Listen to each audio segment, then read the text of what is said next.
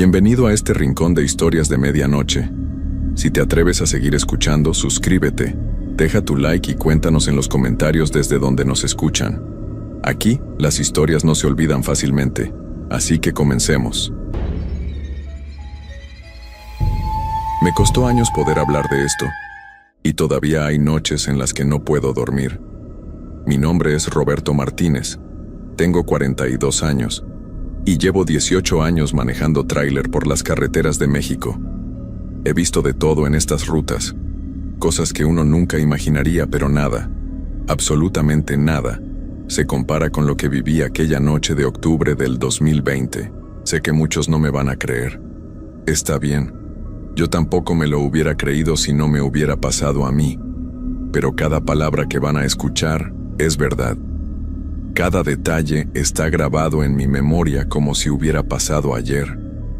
A veces quisiera que solo fuera un mal sueño, pero las marcas que quedaron en mi tráiler y las cosas que encontraron después confirman que todo fue real. Esta es mi historia, la historia del peor turno nocturno de mi vida.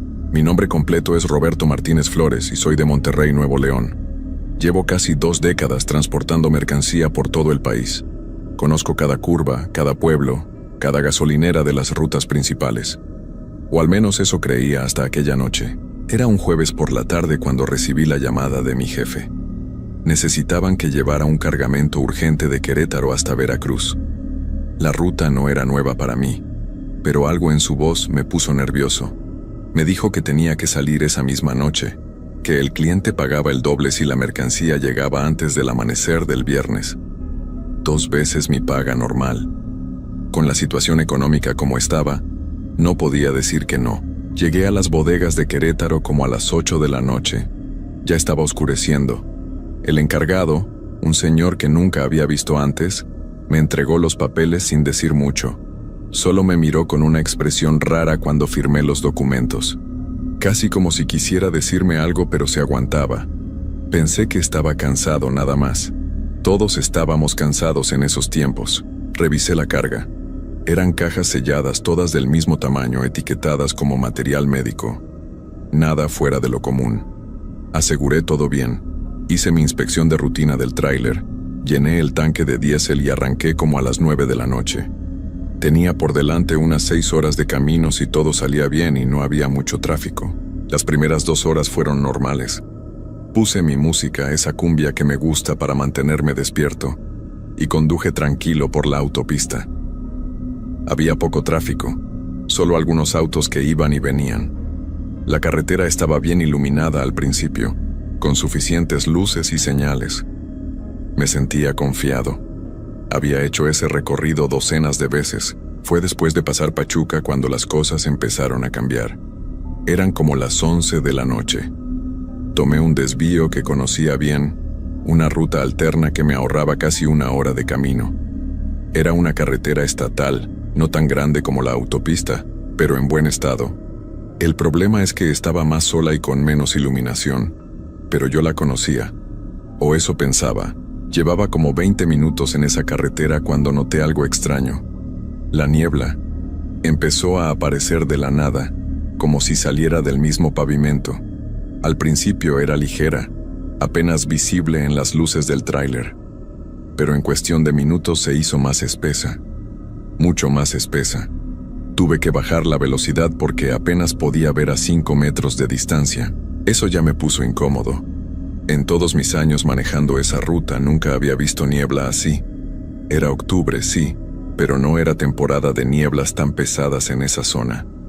Además, algo en ella no se sentía normal. Era demasiado blanca, casi brillante cuando las luces del tráiler la atravesaban.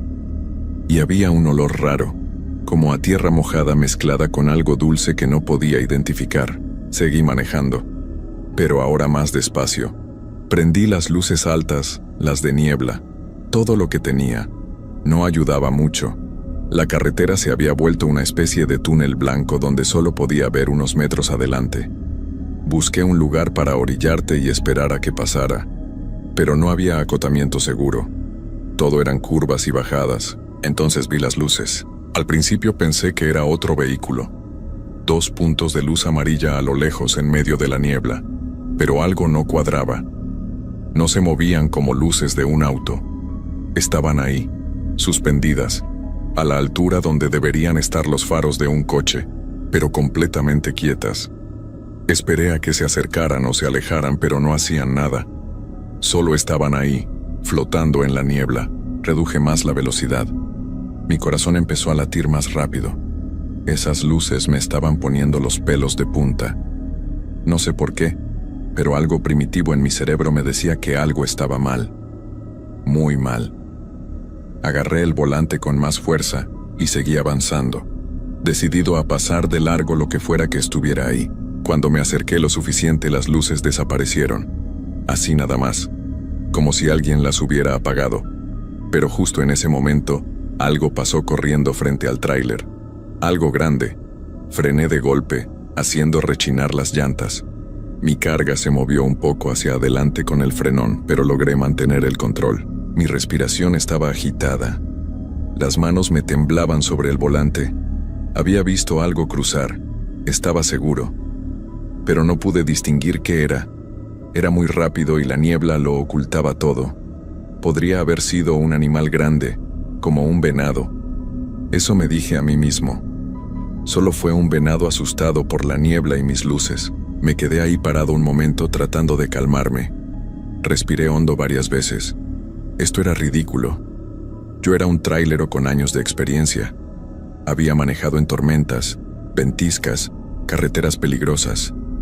Una niebla no iba a asustarme. Cambié la marcha y empecé a avanzar otra vez, ahora con más cuidado. La niebla se hacía cada vez más espesa. Ya casi no podía ver la línea amarilla del centro del camino. Me estaba guiando más por memoria que por vista. Conocía esa carretera. Sabía que no había muchas curvas en ese tramo. Solo tenía que seguir derecho y eventualmente llegaría a un pueblo pequeño donde podría parar, pero entonces empecé a escuchar los golpes. Al principio pensé que algo de la carga se había soltado con el frenazo. Eran golpes sordos, como si algo pesado se estuviera moviendo en la parte de atrás del tráiler. Miré por el espejo retrovisor, pero solo vi la niebla blanca. Los golpes continuaron. No eran constantes. Venían cada 10 o 15 segundos. Pum. Pausa. Pum. Pausa. Pum. Me empezó a sudar la frente. Quería detenerme y revisar la carga, pero algo me decía que no era buena idea bajarme del tráiler en medio de esa niebla. Los golpes seguían. Ahora parecían más fuertes, más insistentes, como si algo o alguien estuviera tratando de salir. Recordé las cajas. Material médico, decían las etiquetas. Todas estaban bien selladas, nada vivo dentro, nada que pudiera hacer ruido. Entonces, ¿qué diablos estaba golpeando ahí atrás? Aceleré un poco, con la esperanza de que fuera solo la carga moviéndose por las irregularidades del camino. Pero la carretera estaba lisa, no había baches, y los golpes no paraban. De hecho, ahora venían acompañados de otro sonido. Un sonido que me heló la sangre. Arañazos. Algo estaba arañando el metal del tráiler desde adentro. Lo podía escuchar claramente incluso con el ruido del motor. Era un sonido agudo, persistente, como uñas o garras raspando contra el metal. Y no era solo en un lugar. Los arañazos se movían, como si algo estuviera caminando por dentro del contenedor, arrastrando sus garras por las paredes. Quise convencerme de que era mi imaginación. El estrés, el cansancio, la niebla. Todo junto me estaba haciendo escuchar cosas que no existían. Pero los arañazos eran muy reales, muy claros, y cada vez más desesperados. Entonces la radio empezó a fallar. Yo tenía puesta mi estación de cumbia, pero de repente comenzó a sonar pura estática. Moví el dial, busqué otras estaciones. Nada, solo estática en todas las frecuencias. Apagué la radio, frustrado. El silencio que siguió fue peor, porque ahora podía escuchar con más claridad los golpes y los arañazos que venían de atrás. Miré el reloj del tablero. Eran las 11:43 de la noche. Llevaba más de media hora en medio de esa niebla. Según mis cálculos, ya debería estar llegando al pueblo. pero no veía luces de casas ni señales de civilización. Solo niebla. Niebla por todos lados. Empecé a tener una sensación horrible en el estómago. Algo estaba muy mal. Esto no era normal. La niebla, las luces, el ruido en mi carga, la radio. Todo era demasiado extraño, demasiado coincidente. Fue entonces cuando vi la figura en el camino. Esta vez no fue algo que pasara corriendo.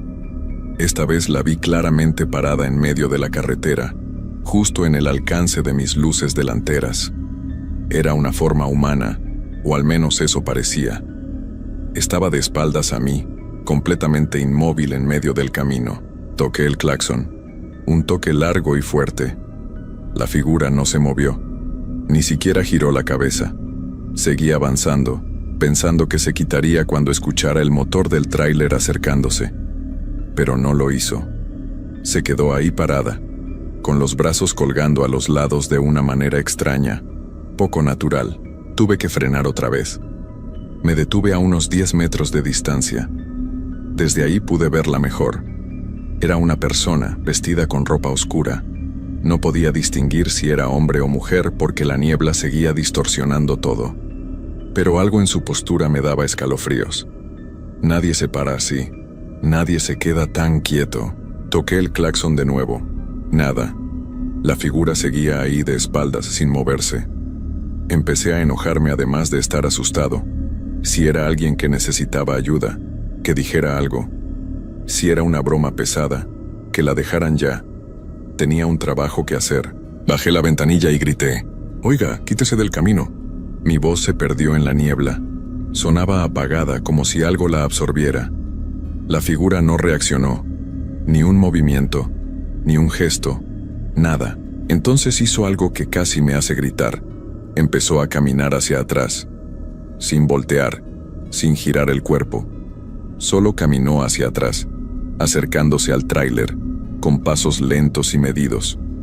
Sus pies se arrastraban un poco por el pavimento, haciendo un sonido rasposo que podía escuchar incluso sobre el motor. «No, no, no», murmuré, poniendo el tráiler en reversa. Empecé a retroceder, pero la figura seguía caminando hacia atrás, acercándose. Retrocedí más rápido. Ella también, como si estuviéramos en una especie de baile macabro. No importaba qué tan rápido retrocediera, esa cosa seguía ganando terreno. Los golpes en la parte trasera del tráiler se volvieron frenéticos. Ahora sonaban como si hubiera múltiples cosas golpeando, no solo una. El tráiler empezó a tambalearse un poco con la fuerza de los impactos. Los arañazos eran ensordecedores. El metal chirriaba. Algo dentro de mi carga estaba desesperado por salir. De repente la figura se detuvo. Yo también paré de retroceder sin aliento, con el corazón latiéndome en los oídos. Nos quedamos así, inmóviles en la niebla.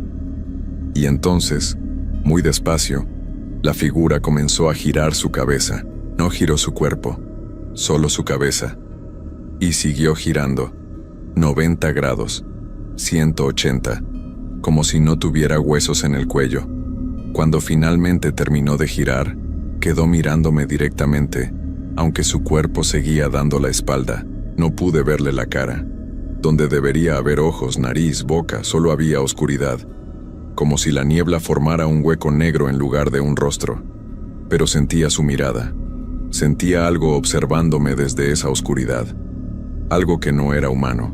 Grité y metí el cambio hacia adelante.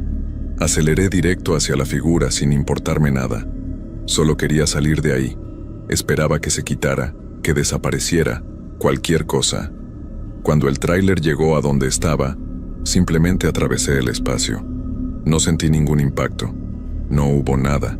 La figura se había evanescente como humo. Seguí acelerando lo más rápido que me atrevía con esa niebla. Mi respiración era errática, estaba sudando a chorros, y mis manos temblaban tanto que apenas podía sostener el volante. Los golpes en la parte trasera continuaban, ahora acompañados de algo nuevo. Voces. Al principio eran susurros.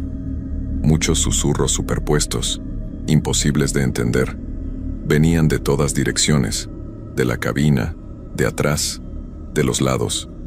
Era como si hubiera docenas de personas susurrando al mismo tiempo, todas diciendo cosas diferentes. Traté de ignorarlas, de concentrarme en el camino, pero se fueron haciendo más fuertes. Empecé a distinguir palabras sueltas. Detente. Regresa. Abre. Déjanos salir. Eran voces de hombres, mujeres, niños, todas mezcladas en un coro horrible que me taladraba los oídos. Me puse las manos en las orejas, soltando el volante por un segundo, pero las voces venían de dentro de mi cabeza. No había forma de bloquearlas. «Cállense», grité, «déjenme en paz». Las voces se rieron. Una risa colectiva escalofriante que hizo eco en toda la cabina. Y entonces todas hablaron al unísono, con una sincronización perfecta que no era natural. «No puedes escapar. Esta carretera es nuestra, siempre lo ha sido». El tráiler empezó a sacudirse violentamente. No era por la carga, era el vehículo entero, como si algo estuviera debajo, tratando de volcarlo. Agarré el volante con fuerza, luchando por mantener el control. Las llantas chirriaban. El tráiler se inclinaba peligrosamente hacia un lado. Miré por el espejo lateral y vi algo que me hizo soltar un grito ahogado. Había manos saliendo de la niebla, docenas de ellas, agarrando los lados del tráiler. Manos pálidas, delgadas, con dedos demasiado largos. Jalaban y empujaban, tratando de voltear el vehículo. Una de esas manos apareció en mi ventanilla. Se estrelló contra el vidrio con un golpe seco. Luego otra, y otra. En segundos, había 5 o 6 manos golpeando mi ventana, dejando marcas húmedas en el cristal. Podía ver los dedos con claridad ahora. No tenían uñas. Los extremos estaban en carne viva, sangrando, como si hubieran estado escarbando en tierra. Aceleré más, sin importarme ya la niebla o lo que hubiera adelante. El velocímetro marcaba 90, 100, 110 kilómetros por hora. Una velocidad suicida en esas condiciones, pero prefería estrellarme que dejar que esas cosas me alcanzaran. Las manos empezaron a perder su agarre. Se fueron cayendo una por una, arrastrándose por el tráiler mientras avanzaba. Los golpes y arañazos desde adentro alcanzaron un crescendo desesperado, y entonces, de repente, todo se detuvo. Silencio. Las voces desaparecieron. Los golpes cesaron. Los arañazos se detuvieron. Incluso la niebla comenzó a disiparse. En cuestión de segundos, pude ver la carretera con claridad. Estrellas en el cielo. La línea amarilla del camino. Todo normal otra vez. Seguí manejando, pero ahora más despacio, tratando de procesar lo que acababa de pasar. Mis manos todavía temblaban. Estaba empapado en sudor. Sentía náuseas. Pero estaba vivo. Había salido de eso. Lo que sea que hubiera sido. Miré el reloj. Eran las 12:07 de la mañana. Habían pasado solo 24 minutos desde que todo comenzó, aunque me había sentido como horas. Busqué algún lugar donde parar.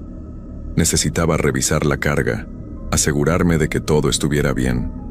Necesitaba entender qué había pasado. Vi luces adelante. El pueblo. Finalmente había llegado. Era un lugar pequeño, apenas unas cuantas casas y un par de negocios cerrados. Había una gasolinera con las luces encendidas. Me estacioné ahí, temblando, sin saber si debía bajarme o no. Me quedé sentado en la cabina varios minutos, solo respirando, tratando de calmarme. Quizás había sido una alucinación. El cansancio, el estrés, algo en el aire. Eso tenía que ser. Nada de eso podía haber sido real. Pero entonces recordé las marcas en mi ventana. Miré hacia el vidrio lateral. Ahí estaban. Huellas húmedas de manos. 5 dedos cada una, pero los dedos eran demasiado largos, demasiado delgados. No eran huellas humanas normales. Con las piernas temblando, bajé de la cabina. El aire nocturno estaba frío y limpio, un contraste fuerte con la atmósfera opresiva de antes. Caminé hacia la parte trasera del tráiler, preparándome mentalmente para lo que pudiera encontrar. Las puertas estaban cerradas. El candado seguía puesto. Eso ya era algo bueno. Pero cuando puse mi mano en la puerta del contenedor, la retiré de inmediato. El metal estaba caliente. No tibio, caliente. Como si hubiera estado bajo el sol todo el día, aunque era plena noche. Me armé de valor y abrí el candado. Las bisagras chirriaron cuando abrí las puertas. El interior del contenedor estaba oscuro. Saqué mi linterna y alumbré hacia adentro. Las cajas seguían ahí, todas en su lugar. No se había movido nada. Los sellos estaban intactos. Todo se veía normal. Pero el olor, ese olor dulce y enfermizo que había sentido en la niebla era más fuerte aquí, saliendo del contenedor como una bocanada de aire podrido. Alumbré las paredes interiores del tráiler y se me heló la sangre. Había marcas por todos lados, arañazos profundos en el metal, como si algo con garras afiladas hubiera intentado salir. Las marcas cubrían las paredes, el techo, el piso. Algunas eran tan profundas que habían atravesado la primera capa de metal, pero eso era imposible. Las cajas no podían haber hecho eso. Eran cajas de cartón selladas, y seguían intactas, sin un solo rasguño. Lo que sea que hubiera hecho esas marcas no venía de las cajas. Venía de otra parte, o había estado ahí todo el tiempo, escondido entre la carga. Cerré las puertas rápidamente y puse el candado. No quería ver más. Solo quería entregar esa carga y olvidarme de todo esto. Me subí de nuevo a la cabina, arranqué el motor y seguí mi camino hacia Veracruz. El resto del viaje fue tranquilo. Demasiado tranquilo. Ni un solo auto en la carretera, ni un alma en los pueblos por los que pasé. Era como si el mundo se hubiera vaciado y yo fuera el único que quedaba. Pero preferí esa soledad inquietante a lo que había experimentado en la niebla. Llegué a Veracruz justo cuando estaba amaneciendo. El cielo se teñía de naranja y rosa. Los primeros rayos de sol tocaban el océano. Era hermoso, pero yo no podía apreciarlo. Estaba exhausto, traumado, destrozado. Entregué la carga en la dirección indicada. Era una bodega grande cerca del puerto. El encargado que recibió el envío era diferente al de Querétaro, pero tenía esa misma mirada extraña, como si supiera algo que yo no sabía. Firmé los papeles y me fui sin hacer preguntas. No quería saber qué había en esas cajas. No quería saber nada. Conduje hasta un hotel barato cerca de la playa. Renté un cuarto por el día, necesitaba dormir. Pero cuando me acosté en esa cama dura, no pude cerrar los ojos. Cada vez que lo intentaba, veía esa figura con la cabeza girada mirándome. Escuchaba los susurros. Sentía las manos golpeando mi ventana. Me levanté después de una hora de dar vueltas en la cama. Bajé al tráiler para revisarlo con luz del día. Necesitaba ver esas marcas otra vez, confirmar que habían sido reales.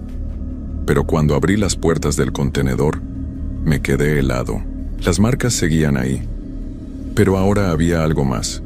En el piso del contenedor, justo en el centro, había algo que no había visto en la oscuridad de la noche anterior. Una mancha oscura, como de sangre seca, formando un círculo perfecto.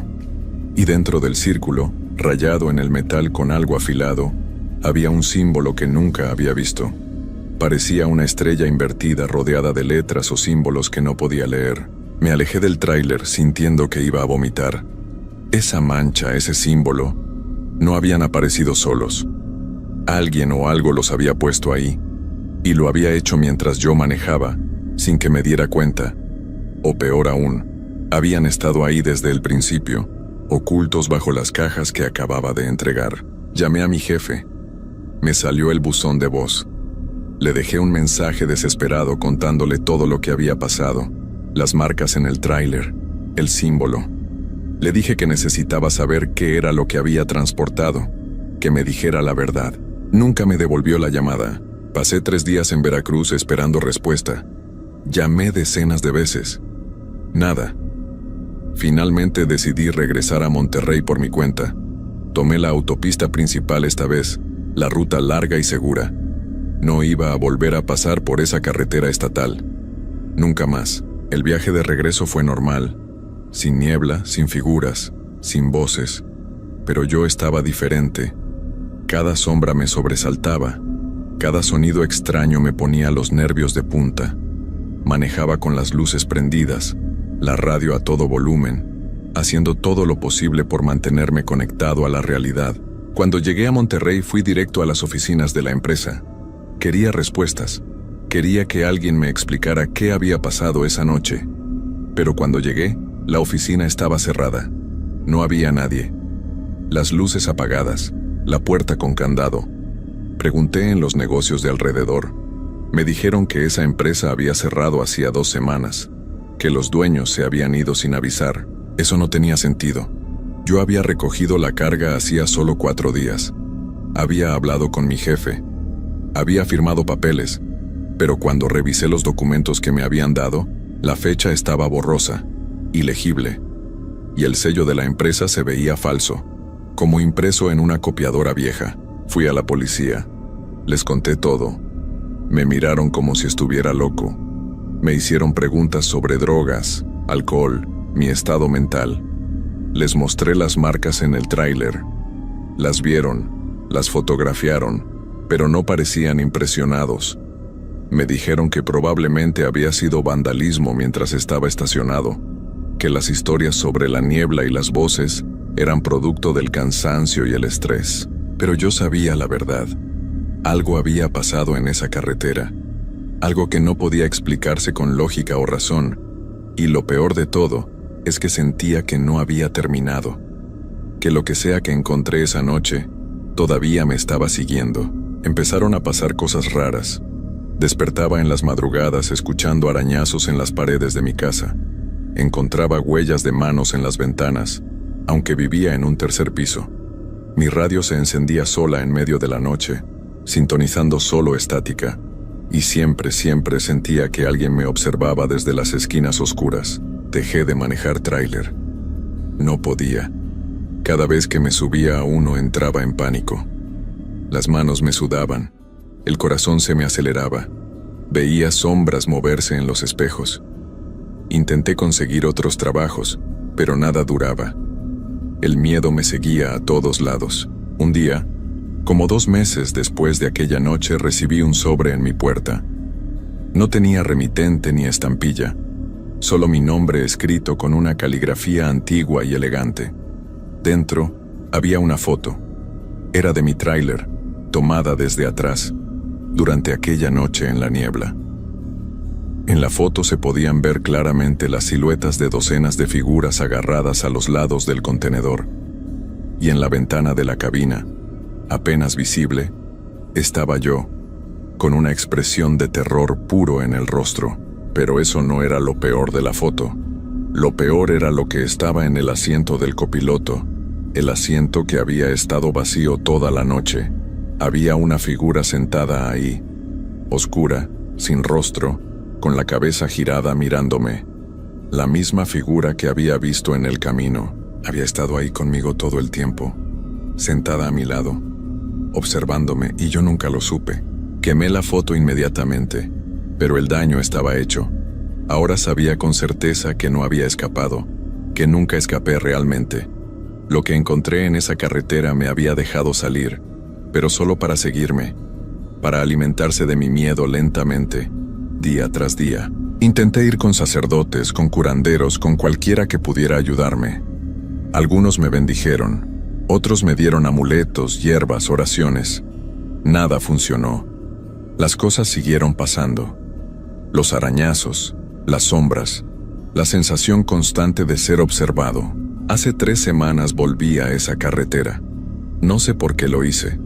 Tal vez pensé que enfrentándolo de nuevo podría liberarme. Tal vez solo quería respuestas. Conduje hasta el punto donde había comenzado la niebla, donde había visto las primeras luces extrañas. Había un letrero ahí que no recordaba haber visto antes. Viejo, oxidado, casi ilegible. Decía, carretera clausurada, 37 personas desaparecidas en este tramo entre 1990 y 2019. Proceder bajo su propio riesgo. 37 personas, todas desaparecidas en la misma carretera donde yo había tenido mi experiencia. Y yo había sido el número 38. Pero por alguna razón, me habían dejado ir. O quizás no me había ido realmente. Quizás una parte de mí se quedó atrapada ahí para siempre. Esa noche, cuando regresé a casa, las cosas empeoraron. Los arañazos ya no solo estaban en las paredes. ahora estaban en mi piel. Despertaba con marcas en los brazos, el pecho, la espalda, como si algo me hubiera estado tocando mientras dormía. Las huellas de manos aparecían en todas partes, en el baño, en la cocina, en los espejos. Manos con dedos demasiado largos. Dejé de dormir. No podía. Cada vez que cerraba los ojos estaba de vuelta en ese tráiler, en esa niebla, escuchando las voces. Empecé a ver la figura en todas partes, en las esquinas de las habitaciones, parada al final del pasillo, afuera de mi ventana, sin importar cuántos pisos arriba estuviera. Mis amigos y familia dejaron de visitarme. Decían que mi casa se sentía mal, que había algo ahí que los hacía sentir incómodos, que yo había cambiado, que ya no era el mismo. Y tenían razón. Ya no era el mismo Roberto que había subido a ese tráiler aquella noche de octubre. Ahora estoy solo, completamente solo. Y las cosas siguen empeorando. Anoche encontré un nuevo símbolo tallado en el piso de mi sala, el mismo que había visto en el contenedor del tráiler. Y esta mañana, cuando me vi en el espejo, había algo detrás de mí. Una sombra oscura con la cabeza girada en un ángulo imposible.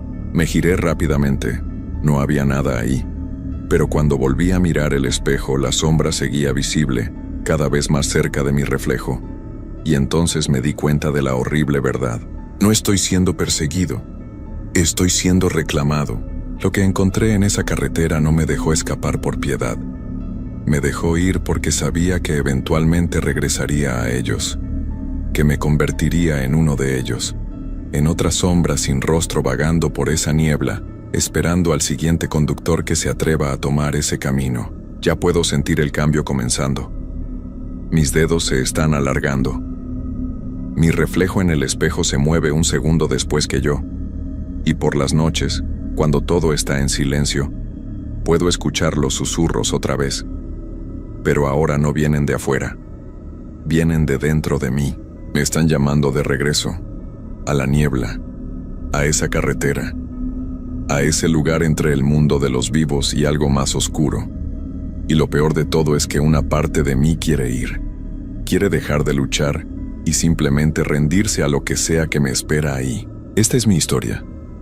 La estoy grabando ahora porque sé que pronto no podré hacerlo. Ya estoy olvidando cosas. Nombres, fechas, rostros de personas que amaba. Todo se está borrando, reemplazado por memorias de esa noche, de la niebla, de las voces, de esa figura que ahora siento más cerca que nunca. Si están escuchando esto, por favor créanme, no tomen rutas alternas de noche. Si ven niebla extraña en la carretera, den la vuelta. Si escuchan voces o ven luces que no deberían estar ahí, huyan. No sean como yo. No piensen que pueden enfrentarlo o que van a estar bien, porque no lo estarán. Una vez que esa cosa te pone la mirada encima, nunca te suelta, te seguirá, te perseguirá, te consumirá lentamente hasta que no quede nada de quien eras. Anoche vi mi reflejo sonreír cuando yo no estaba sonriendo. Esta mañana encontré tierra húmeda en mi cama, como si hubiera estado caminando por algún lugar durante la noche sin recordarlo. Y hace una hora, cuando contesté el teléfono, escuché mi propia voz del otro lado susurrando: es hora de volver a casa. Ya no me queda mucho tiempo. Puedo sentirlo. Esta noche, cuando caiga la oscuridad, sé que volveré a esa carretera. No porque quiera, sino porque ya no tengo opción. Lo que comenzó aquella noche de octubre finalmente se completará, y entonces yo también seré parte de la niebla. Otra sombra esperando. Otro par de manos arañando los trailers que pasen. Otra voz susurrando en los oídos de conductores desprevenidos. Si alguna vez se encuentran manejando de noche y ven a alguien parado en medio del camino, alguien que no se mueve ni cuando tocan el claxon, alguien que lentamente gira su cabeza hacia ustedes de una manera que no debería ser posible, ese podría ser yo, y si es así, por favor no se detengan. No traten de ayudar. Solo aceleren y sigan manejando. Porque yo ya no puedo ser salvado. Ya no soy Roberto Martínez de Monterrey. Ya soy otra cosa. La niebla me está llamando. Ya puedo verla formándose afuera de mi ventana aunque es plena tarde. Ya puedo escuchar los arañazos en mi puerta. Ya puedo sentir esos dedos largos y fríos tocando mi hombro. Es hora de ir a casa. Esta es mi historia, mi advertencia, mi confesión final. Y si algún día desaparezco sin dejar rastro, si nunca encuentran mi cuerpo, si alguien pregunta qué pasó con Roberto Martínez el trailero, ya saben la respuesta.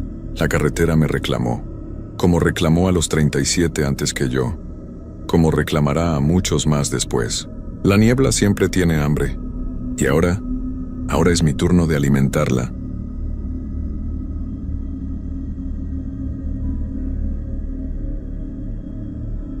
Hay trabajos que te cambian la vida para siempre, y no siempre de la manera que uno espera.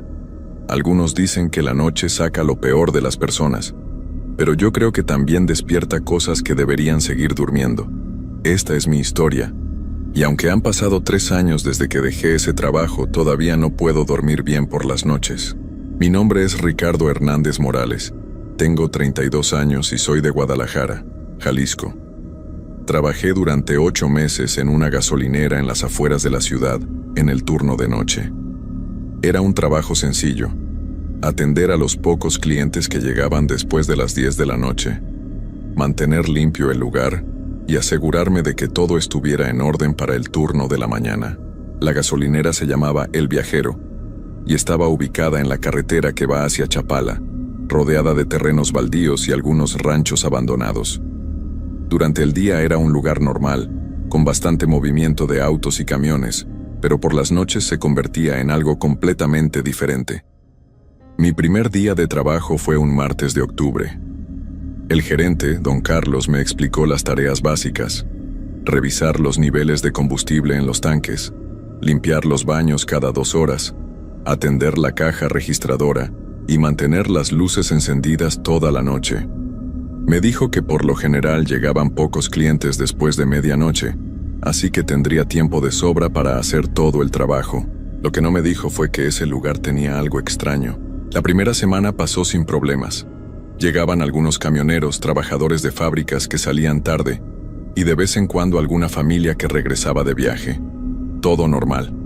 Pero durante la segunda semana, empecé a notar cosas que me ponían nervioso. Primero fueron los ruidos. Sonidos como si alguien arrastrara los pies por el concreto, pero cuando salía a revisar, no había nadie.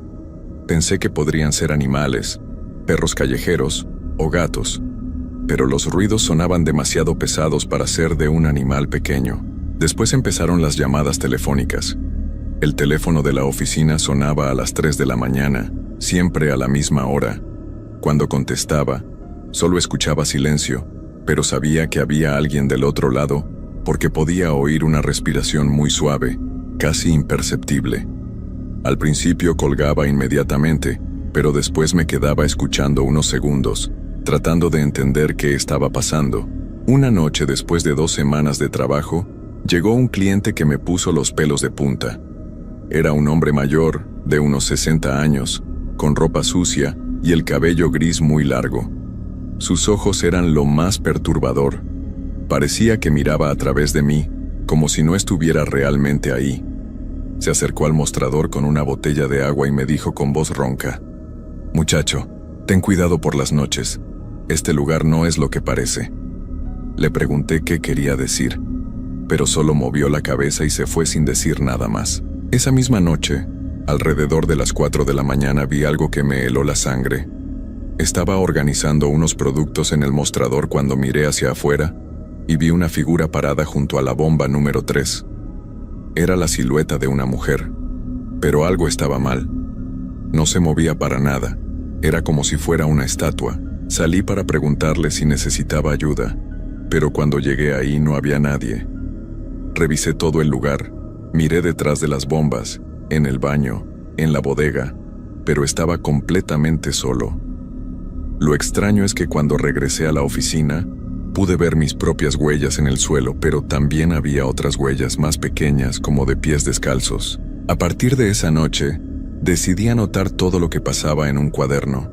Pensé que tal vez estaba imaginando cosas por el cansancio, pero quería tener un registro de todo. Los días siguientes fueron más tranquilos, pero yo ya estaba nervioso todo el tiempo.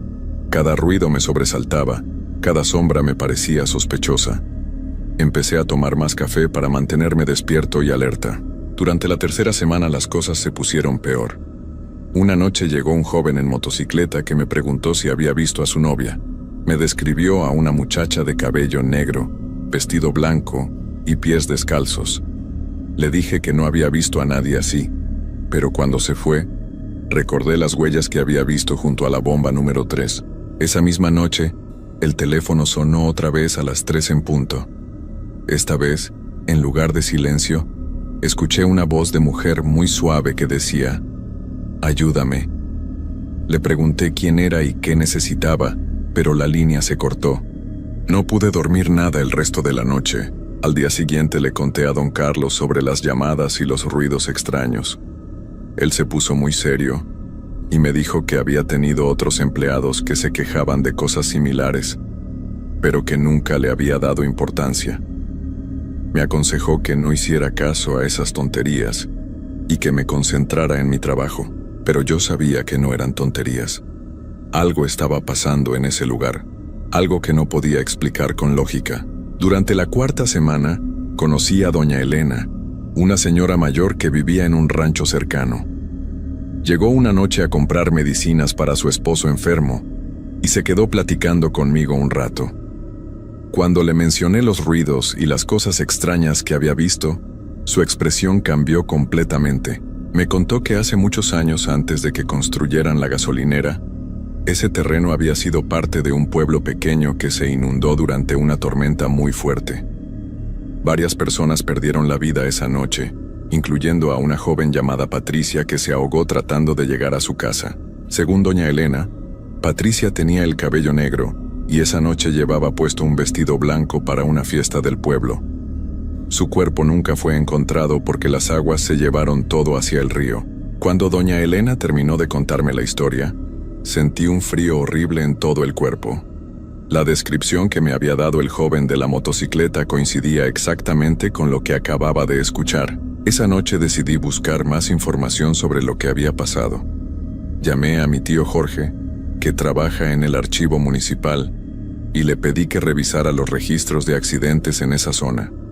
Al día siguiente me confirmó que efectivamente había habido una inundación en 1987, donde perdieron la vida 8 personas, incluyendo a una muchacha de 18 años llamada Patricia Ruiz. Ahora todo empezaba a tener sentido, pero eso me daba más miedo todavía. Las siguientes noches fueron terribles. Las llamadas se volvieron más frecuentes, no solo a las 3 de la mañana, sino a diferentes horas. Siempre era la misma voz suave que decía «ayúdame», o a veces solo susurraba mi nombre: «Ricardo, Ricardo». Los ruidos también aumentaron. Ahora escuchaba pasos alrededor de todo el edificio, como si alguien caminara en círculos sin parar. Varias veces vi sombras moverse entre las bombas de gasolina, pero cuando encendía las luces exteriores, no había nadie. Una noche especialmente fría de noviembre, pasó algo que casi me hace renunciar inmediatamente. Estaba revisando el inventario en la bodega cuando escuché que se abrió la puerta principal. Salí rápidamente para atender al cliente, pero la tienda estaba vacía. Lo extraño es que la puerta seguía abierta y había un charco de agua en el suelo, como si alguien hubiera entrado empapado. Cerré la puerta con llave y limpié el charco, pero a los 5 minutos volvió a pasar lo mismo. Esta vez el charco era más grande y tenía forma de pisadas descalzas que iban desde la entrada hasta el mostrador. Mi corazón latía tan fuerte que podía escucharlo en mis oídos. Tomé el teléfono para llamar a la policía, pero cuando marqué el número, del otro lado contestó la misma voz de mujer: «No te vayas, Ricardo, no me dejes sola otra vez». Colgué inmediatamente y salí corriendo de la tienda. Me quedé parado en el estacionamiento durante 1 hora, temblando de miedo, hasta que llegó un camionero que me preguntó si estaba bien. Le dije que había tenido un problema con el sistema eléctrico y regresé a la tienda. El resto de la noche la pasé sentado en una silla junto a la puerta, sin atreverme a moverme hasta que llegó mi relevo a las 6 de la mañana. Pero lo peor estaba por venir. Al día siguiente, don Carlos me citó en su oficina. Me dijo que había recibido quejas de algunos clientes que decían haber visto a una mujer extraña rondando la gasolinera por las noches. Algunos mencionaron que parecía estar buscando a alguien y que se acercaba a los autos para preguntar por una persona llamada Ricardo. Sentí que el mundo se me venía encima. Ya no era solo yo quien estaba viendo cosas. Otros también la habían visto, y por alguna razón, me estaba buscando específicamente a mí. Esa noche decidí enfrentar la situación. Preparé un termo con café bien cargado, puse mi cuaderno sobre el mostrador y esperé. Si Patricia quería hablar conmigo, yo estaba dispuesto a escucharla. A las 12:30 llegó un cliente normal, un señor que compró cigarros y se fue. A la 1 llegó una pareja joven que cargó gasolina. Todo parecía normal hasta que dieron las 3 de la mañana. El teléfono sonó como siempre, pero esta vez no contesté. Dejé que sonara hasta que se cortó solo. 5 minutos después volvió a sonar, y otra vez lo dejé sonar. A la tercera llamada, decidí contestar. «¿Patricia?», pregunté con voz temblorosa. «Sí», respondió la voz suave. «Necesito que me ayudes, Ricardo». «¿Qué necesitas?», le pregunté, aunque mi mano temblaba tanto que casi se me cae el teléfono. «Necesito que me encuentres. He estado buscando el camino a casa por tanto tiempo, pero no puedo encontrarlo sola». Le pregunté dónde estaba, pero la línea se cortó. Mi corazón latía tan fuerte que sentía que se me iba a salir del pecho. Me quedé sentado ahí, sosteniendo el teléfono, tratando de entender qué acababa de pasar. Entonces escuché los pasos otra vez, pero esta vez venían de adentro de la tienda.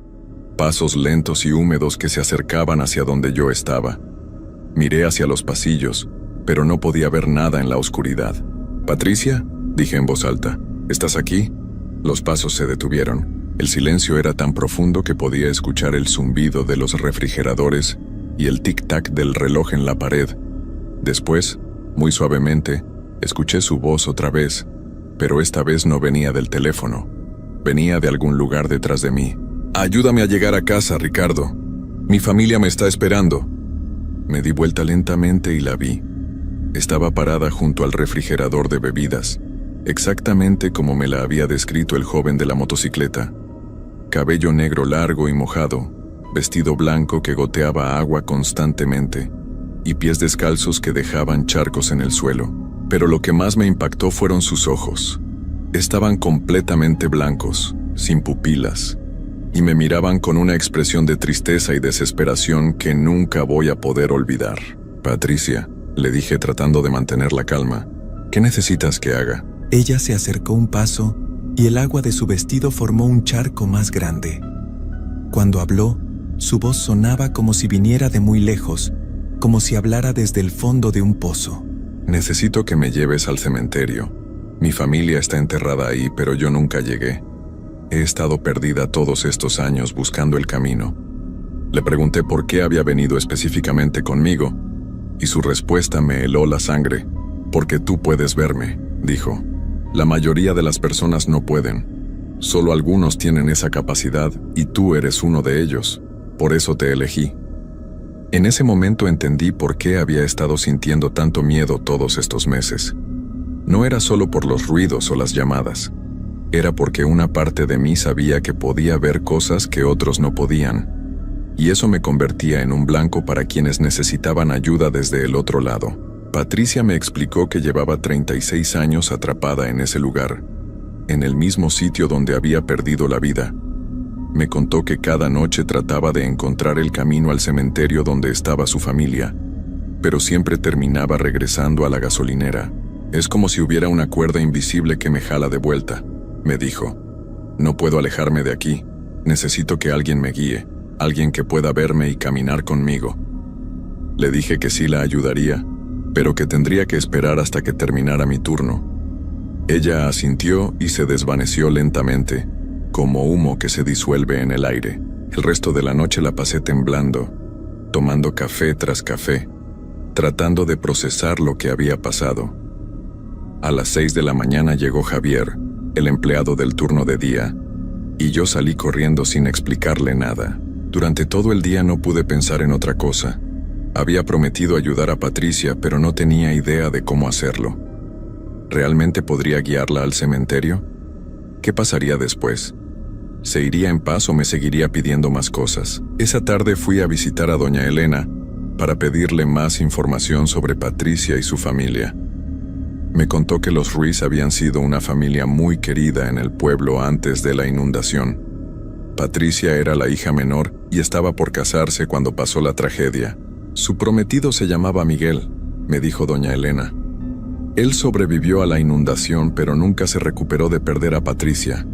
Se fue del pueblo poco después y nunca más supimos de él. Dicen que se volvió loco de la tristeza. También me dijo que la familia Ruiz estaba enterrada en el cementerio municipal de San José, a unos 20 kilómetros de la gasolinera. Era un cementerio viejo que ya casi no se usaba, rodeado de árboles y muy pocas luces. Cuando llegué esa noche al trabajo, ya tenía un plan. Esperaría hasta las 3 de la mañana, cerraría la gasolinera por un rato y llevaría a Patricia al cementerio en mi auto. Pensé que tal vez así podría descansar en paz y yo podría seguir trabajando sin problemas, pero las cosas no salieron como yo esperaba. A las 2:30 llegó un cliente que me puso muy nervioso. Era un hombre joven de unos 30 años con los ojos hundidos y la ropa muy arrugada.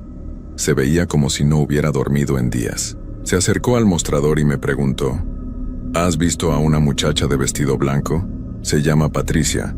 Mi sangre se congeló. Le pregunté cómo se llamaba y me dijo: Miguel Santana. He estado buscando a Patricia durante muchos años. Sé que está aquí. Entonces entendí quién era. El prometido de Patricia, el que había sobrevivido a la inundación y se había vuelto loco de tristeza. De alguna manera había descubierto que ella estaba en la gasolinera y había venido a buscarla. Ella me ha estado llamando en sueños, me dijo Miguel con voz desesperada. Me dice que está perdida, que necesita ayuda para llegar a casa. He manejado toda la noche para llegar aquí. En ese momento aparecieron los dos, Patricia y Miguel, parados uno frente al otro en el centro de la tienda. Pero algo estaba terriblemente mal. Miguel no parecía estar vivo tampoco. Su piel era gris y sus ojos tenían la misma expresión vacía que los de Patricia. Me di cuenta de que Miguel había perdido la vida años atrás, probablemente por su propia mano, y que ahora también estaba atrapado, buscando a Patricia por toda la eternidad. Los dos me miraron al mismo tiempo y dijeron al unísono: Ayúdanos a estar juntos para siempre, Ricardo. En ese momento entendí que había cometido un error terrible. No eran almas perdidas buscando descansar en paz. Eran algo mucho más peligroso. Habían estado esperando durante décadas por alguien como yo, alguien que pudiera verlos y ayudarlos, pero no para encontrar la paz, sino para algo completamente diferente. ¿Qué quieren de mí?, les pregunté, aunque ya sabía que no me iba a gustar la respuesta. Patricia sonrió, pero su sonrisa era horrible, demasiado ancha, y cuando habló, su voz sonaba diferente, más grave y siniestra. Queremos que te quedes con nosotros, dijo. Queremos que seas parte de nuestra familia para siempre. Hemos estado tan solos durante tanto tiempo.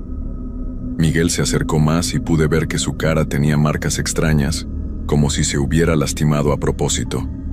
Puedes quedarte aquí con nosotros, Ricardo. Nunca más estarás solo. Nunca más tendrás que preocuparte por nada. Traté de correr hacia la puerta, pero mis piernas no me respondían.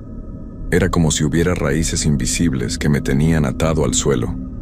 El aire se volvió espeso y frío, y las luces de la gasolinera empezaron a parpadear. No puedes irte, dijo Patricia acercándose más. Ya eres parte de esto. Desde la primera noche que nos viste, ya eras nuestro. Entonces entendí la horrible verdad. No habían estado buscando ayuda para irse. Habían estado buscando a alguien que se quedara con ellos para siempre. Alguien que pudiera verlos y que se convirtiera en parte de su mundo de sufrimiento eterno. Traté de gritar, pero no me salía la voz. Traté de rezar, pero no recordaba ninguna oración. Lo único que podía hacer era quedarme ahí parado, viendo cómo se acercaban más y más. Patricia extendió su mano hacia mí, y cuando me tocó el brazo sentí un frío tan intenso que era como si me quemara. Su piel estaba helada y húmeda, y donde me tocó, mi piel se puso gris como la de ellos. Ya casi termina, dijo suavemente. Solo relájate. Pronto ya no sentirás dolor nunca más. Miguel me tocó el otro brazo, y la sensación de frío se extendió por todo mi cuerpo. Podía sentir como mi corazón latía cada vez más lento, como mi respiración se volvía más difícil. En ese momento llegó un camionero que tocó el claxon afuera. Patricia y Miguel se alejaron rápidamente y desaparecieron, pero el daño ya estaba hecho. Cuando miré mis brazos, tenían marcas grises donde me habían tocado, y podía sentir que algo había cambiado dentro de mí. Atendí al camionero como pude, tratando de actuar normal, pero sabía que ya no era el mismo. Las marcas en mis brazos no desaparecieron con el tiempo.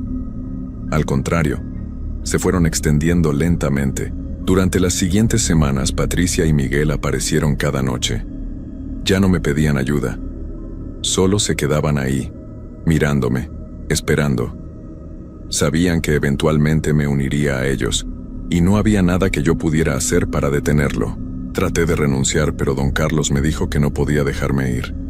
Según él, yo era el mejor empleado nocturno que había tenido, y los clientes siempre comentaban lo servicial que era.